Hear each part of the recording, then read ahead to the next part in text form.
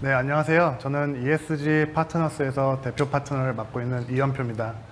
오늘 제가 맡은 내용은요, 스타트업과 ESG 경영 보고서라는 내용입니다. 일단은 본론에 앞서서 제가 생각하는 ESG에 대해서 조금 더 구분을 줘보고 말씀드리려고 하는데요.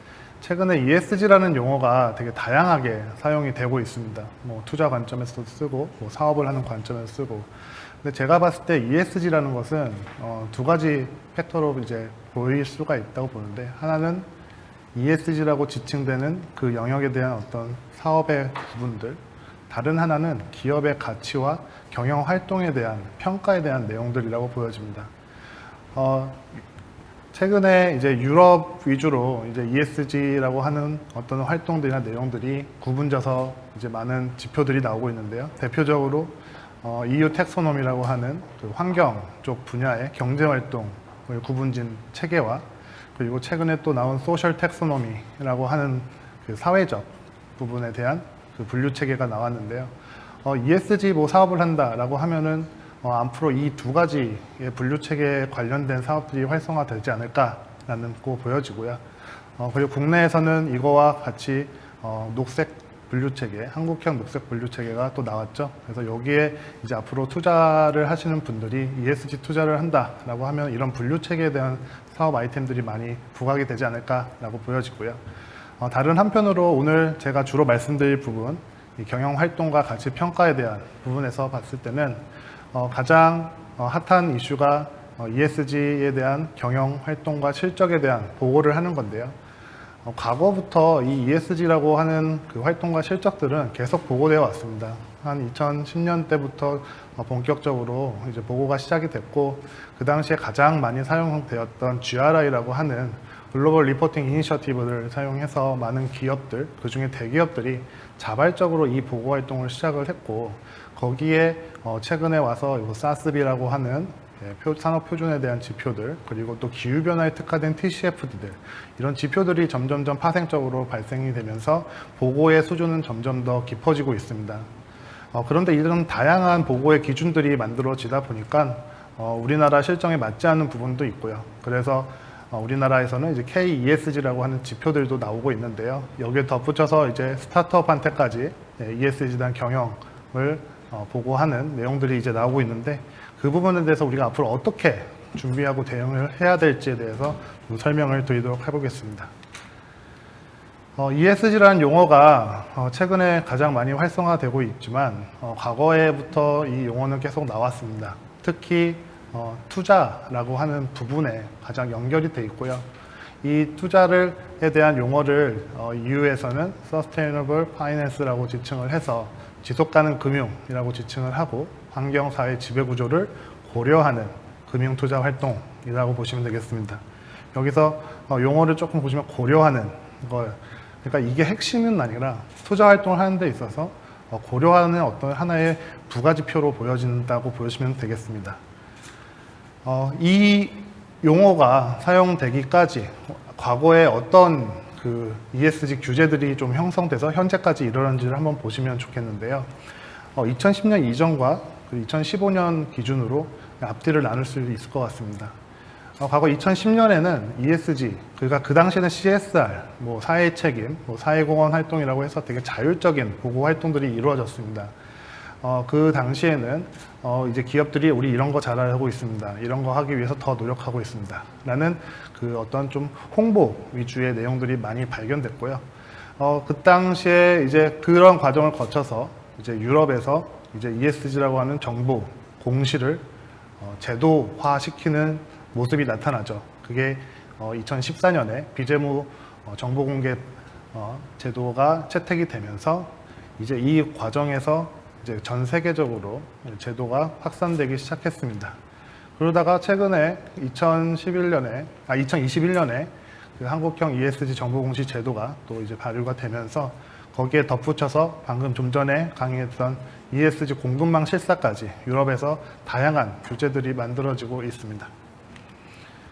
좀 더 들어가 보면요, ESG 정보공시 의무화라고 지칭들을 하는데요. 2021년에 금융시장에서 정보 공개를 위해서 지배구조와 환경, 사회에 대한 공시를 활성화시키고자 하는 목적으로 이런 제도가 발효가 됐고요.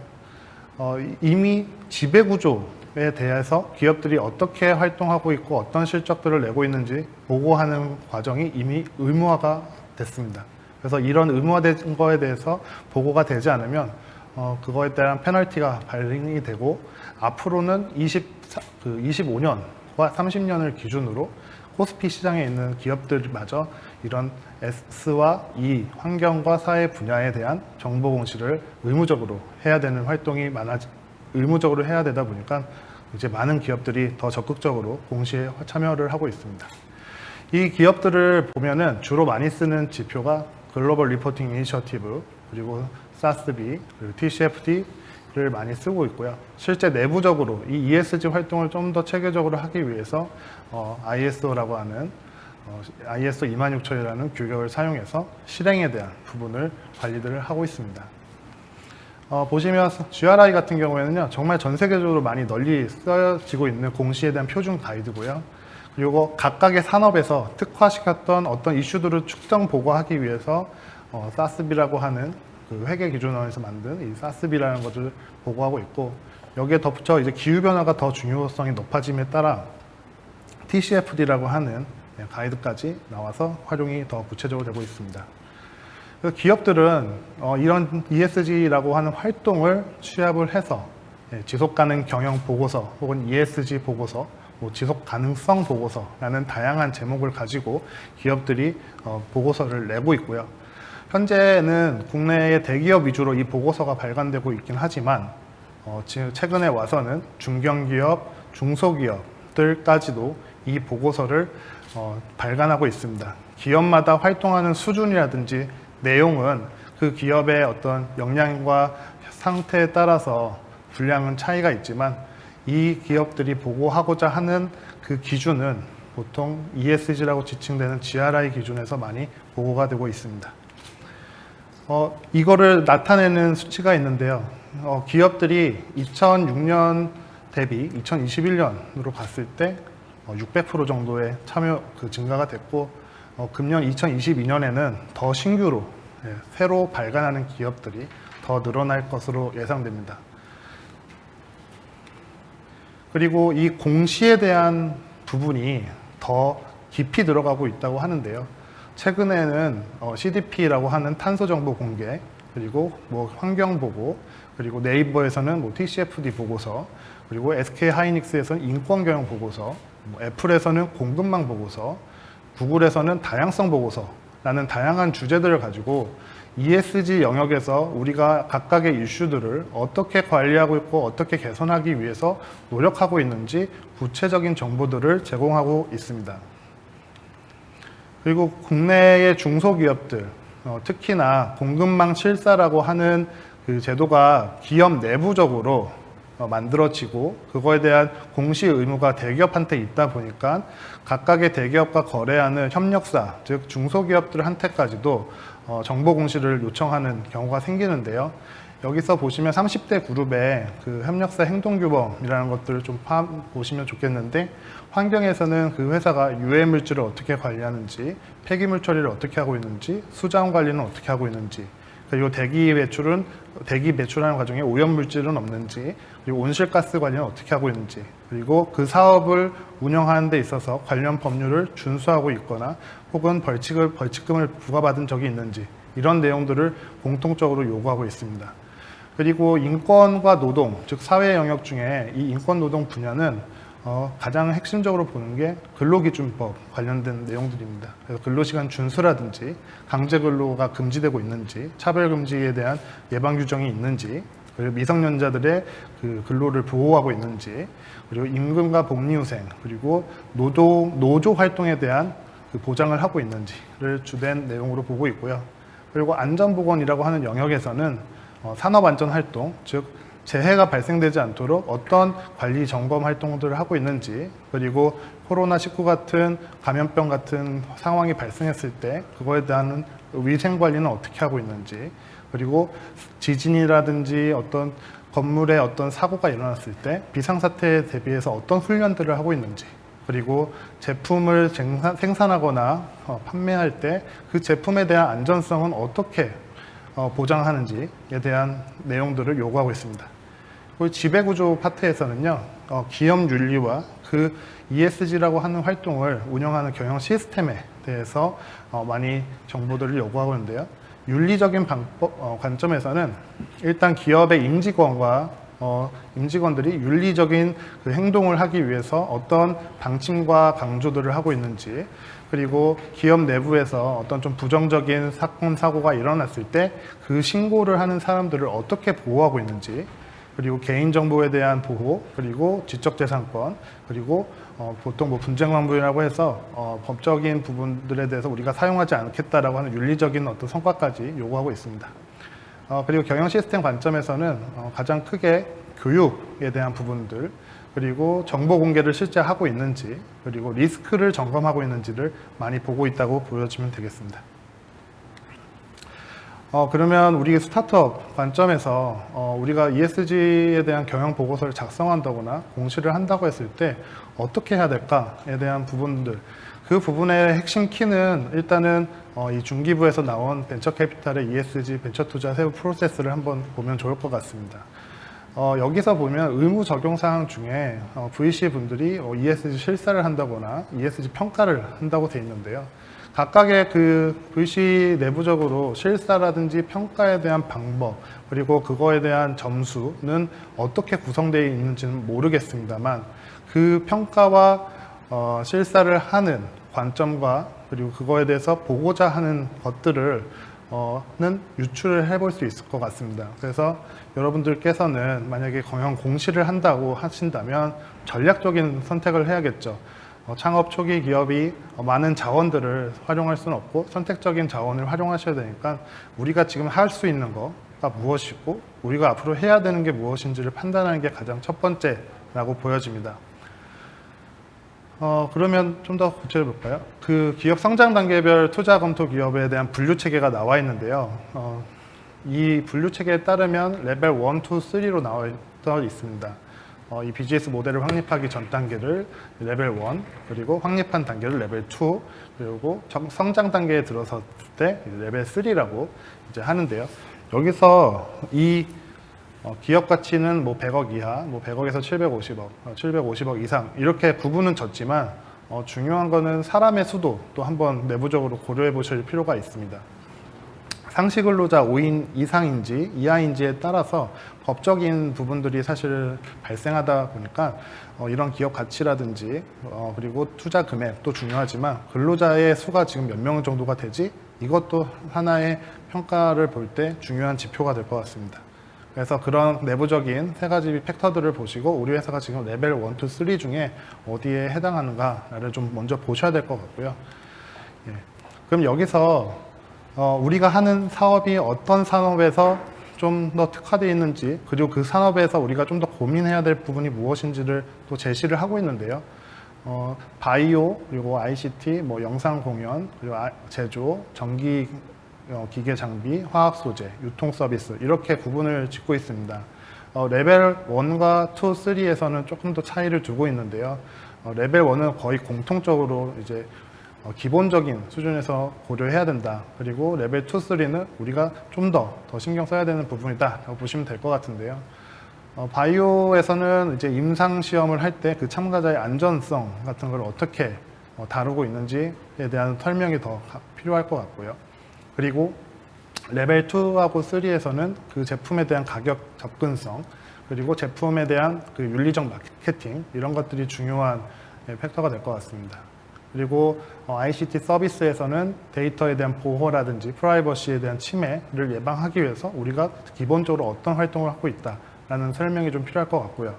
그리고 레벨 2하고 3에서는 봐야 될 게 하드웨어의 인프라 환경 부하, 그러니까 즉 그 어떤 서버라든지 이런 것들을 운영할 때 거기에 소비되는 전력과 발생되는 온실가스, 그리고 그 열을 식히기 위해서 어떤 수준의 냉각 시스템을 운영하고 있는지 뭐 이런 것들을 고려하라고 되어 있는데요. 실제 근데 산업의 현장에서 봤을 때 데이터 센터를 보유하고 있는 기업이 스타트업 중에 얼마나 될까라는 생각은 좀 들게 됩니다. 그렇기 때문에 직접적으로 우리가 할 수 있는 거 그리고 할 수 없는 거 코딩을 했을 때 부하를 좀 더 줄일 수 있게 코딩의 그 기간 코딩의 볼륨을 크게 할 것이냐 작게 할 것이냐 뭐 이런 것도 하나의 우리가 노력으로 보여질 수 있을 것 같습니다. 예, 그 밖에 뭐 화학 소재에서는 당연히 화학 물질의 안전이 되게 중요한 부분이고요. 특히나 이 화학 쪽에서 만약에 일을 하신다고 하면 온실가스 발생, 우리가 만드는 어떤 제품이라든지 유통하는 제품이 생산되는 과정에서부터 온실가스 배출량이 얼마나 되고 있는지 이런 것들을 좀 더 트래킹해가지고 보고를 해야 되는 게 주된 내용이 되겠습니다. 그리고 유통과 서비스, 맨 아래에 있는 유통과 서비스에서 봤을 때는 근로자의 인권 보호가 있는데요. 그 서비스를 제공하는 어떤 뭐 상담 서비스를 제공했을 때 그 상담원이 어떤 갑질을 당하지 않도록 우리가 어떤 예방 조치를 하고 있는지, 그리고 뭐 상담 톡을 받았을 때 그거에 대해서 우리가 어떻게 서비스를 제공할 때 인권 보호를 하고 있는지 뭐 이런 것들이 아마 주된 내용이 될 것 같습니다. 그러면 이제 각각의 영역별로 중요한 어떤 내용들을 우리가 보고해야 될까라고 좀 보겠습니다. 일단 환경에서는요, 환경 경영 목표. 환경 경영 목표를 다시 한번 좀 더 세부적으로 보면 일단 정성적인 환경 목표를 제시할 수 있어야겠죠. 그리고 두 번째로는 그 환경 목표를 달성하기 위해서 우리가 단기와 장기적인 과제들 그리고 그거를 실행하기 위한 프로그램들을 어떻게 가지고 있는지 로드맵이 보여야 될 거고요.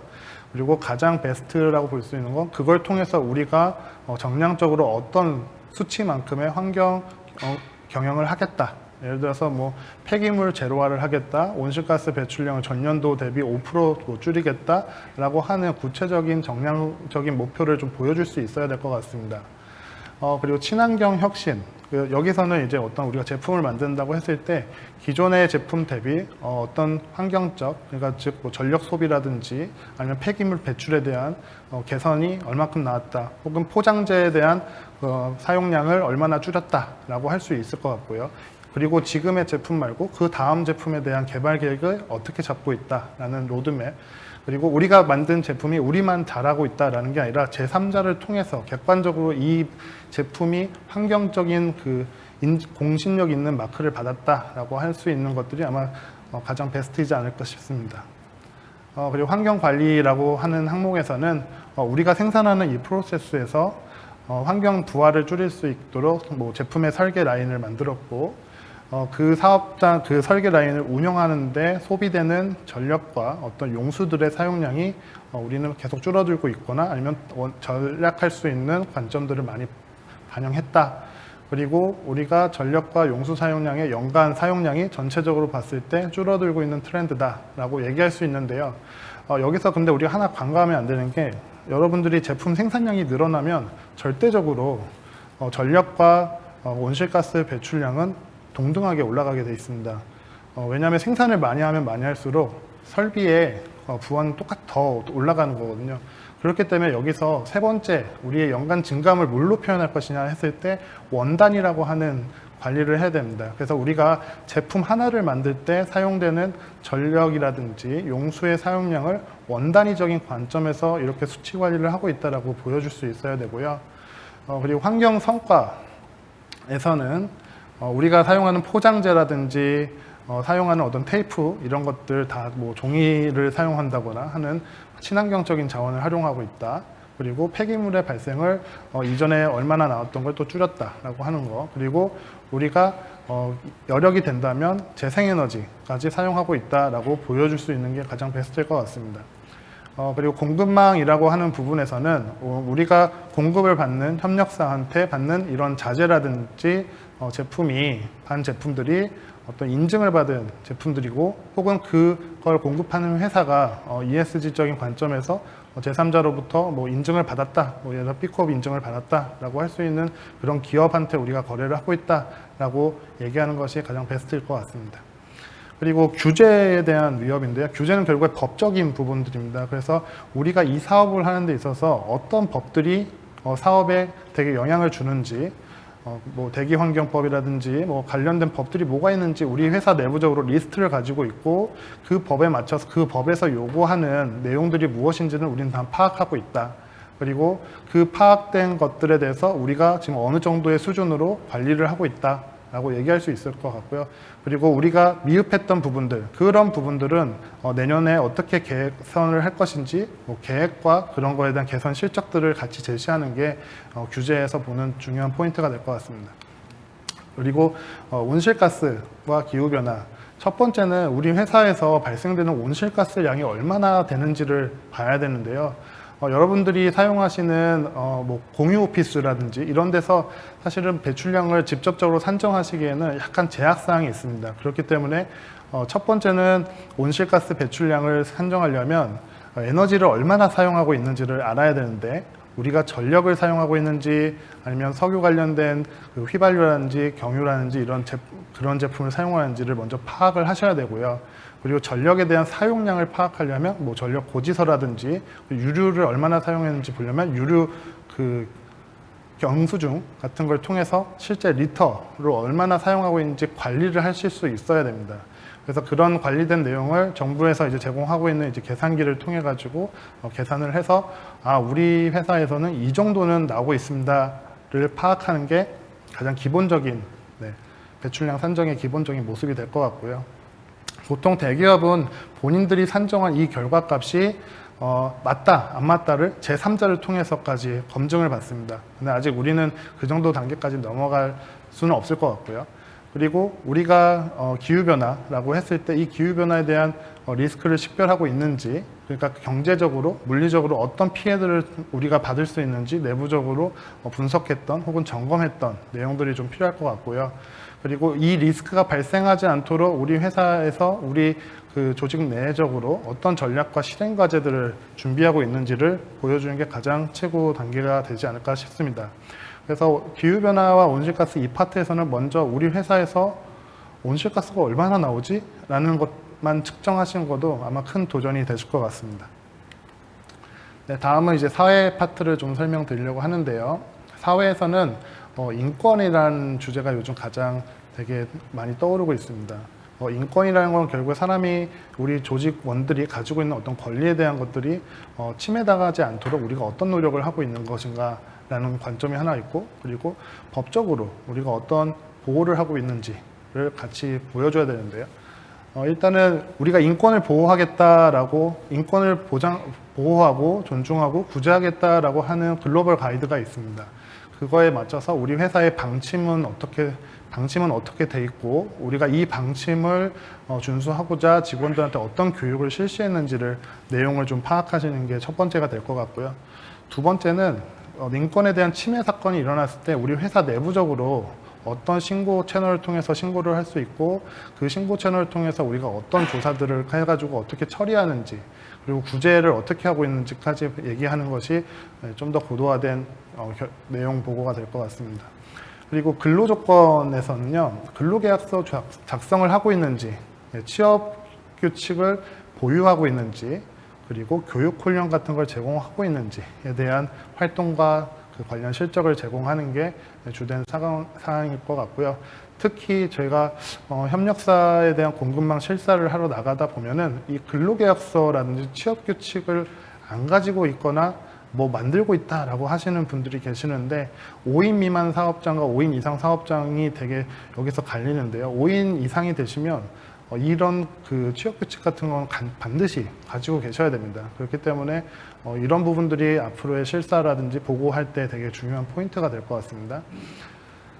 그리고 다양성에서는 인권과 비슷한 그 방침과 교육이 있는지에 대한 것들을 같이 공동으로 보고해야 되고요. 여기서 이제 좀 더 나아가려면 우리 회사의 여성에 대한 부분들을 어떻게 우리가 관리하고 있는지, 특히 여성 관리자라고 할 수 있는 분들이 몇 분, 남성 대비 얼마나 되는, 전체에서 얼마나 되는지, 그리고 우리 회사에 근로하시는 장애인 분들의 비율이 얼마나 되는지, 이런 것들을 좀 제시할 수 있어야 되고요.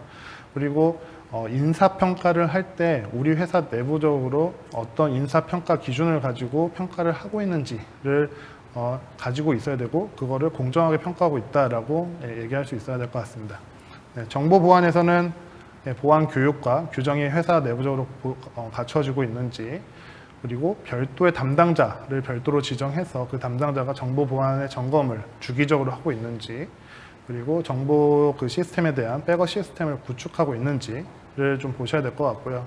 그리고 보건 안전에서는 보건 안전에 대한 교육, 그리고 규정 마련, 그리고 담당자 보유, 그리고 안전에 대한 개선 활동, 이런 것들이 전반적으로 계속 보여져야 될 것 같습니다. 그리고 소비자도 마찬가지고요. 소비자 보호에 대해서 우리가 어떻게 할 것이고, 전담 조직은 어떻고, 개선 활동은 어떻게 하고 있다. 그리고 지역 사회에서는 봉사활동 실적과 그리고 사용원 그 프로그램에 대해서 얘기할 수 있어야 될 것 같습니다. 그리고 공급망에서는 우리가 공급망에 들어와 있는 협력사들하고 계약을 할 때 표준 계약서를 사용하고 있다거나 그 협력사들한테 어떤 인증을 요구한다거나 뭐 이런 것들을 얘기할 수 있을 것 같습니다. 네, 마지막 지배구조에서는 창업자의 그 마인드가 되게 중요하다고 앞에서도 말씀해 주셨는데요. 임직원 대상에 대한 어떤 방침, 교육, 그리고 비윤리적인 사건 발생에 대해서 우리가 창업자 입장에서 어떻게 재발 방지할 것인지 이런 것들이 되게 중요한 포인트가 될 것 같고요. 그리고 자금 관리에서는 이 회사의 어떤 자금 부분을 별도로 구분해서 횡령 사건이나 이런 것들이 일어나지 않도록 어떤 조치를 취하고 있는지, 그리고 감사의 그 구성이 필요하다면 실제 감사가 이루어지고 있는지, 그리고 준법, 그러니까 우리 회사의 사업에 관련된 법들이 어떤 것들이 있고 그거에 대해서 어떻게 개선 활동을 하고 있는지를 좀 보여줘야 될 것 같습니다. 그리고 윤리 경영 관련해서는 결국에는 윤리적인 그 임직원의 의식 향상을 위해서 어떤 교육들을 실시하고 있고 그게 잘 안 됐을 경우에 어떤 그 사건 사고들이 일어날지를 예방할 수 있는 그 리스크 관리 체계가 되게 중요할 것 같습니다. 그리고 이 사회에서는 어떤 구성과 운영, 그리고 이해 충돌의 방지에 대한 서약들, 그리고 주주 입장에서 이제 간담회 개최하는지 다양한 정보들을 어떻게 제공할지에 대한 노력들을 전반적으로 요구합니다. 제가 지금 설명드린 이 부분은 그 체크리스트에서 명시되어 있는 부분들을 좀 더 세부적으로 구분해서 말씀드리는 거라서 그냥 제가 경험상으로 말씀드리는 건 아니고 제가 지금까지 봤을 때 이런 것들이 다 리스크가 되고 결국에 기업 평가를 받을 때 기업 가치를 인정받을 때 마이너스가 될 수 있는 부분들이 되겠구나 라는 겁니다. ESG라는 거를 안 하면은 남들은 이제 할 거거든요. 근데 안 하면은 남들보다 한 발짝 더 뒤처지게 되실 것 같습니다. 그래서 우리가 먼저 할 수 있는 것부터 찾아서 가셔야 될 것 같고요. 그리고 이런 ESG 정보 같은 걸 공개할 때 워싱, 그러니까 즉 하지 않고 있는 걸 과도하게 부풀려서 보고하는 행위들을 주의하셔야 됩니다. 그래서 뭐 친환경적인 성과라든지 인권 존중에 대한 부분, 그리고 우리 회사 성과를 일부러 좀 축소한다거나 그리고 하는 이런 부분들이 워싱으로 작용되지 않으면 안 되고요. 실제로 이런 부분들을 점검하고 평가하러 실사를 나가서 보는 부분들이 이런 부분들입니다. 그래서 우린 잘하고 있다고 하지만 평가자 입장에서는 봤을 때 되게 못하는 걸로 보여질 수 있는데 있는 그대로 보여주시는 게 가장 맞습니다. 네, 결국 그래서 마지막으로 말씀드리면요. 결국 스타트업이 생존하는 게 가장 첫 번째일 것 같은데요.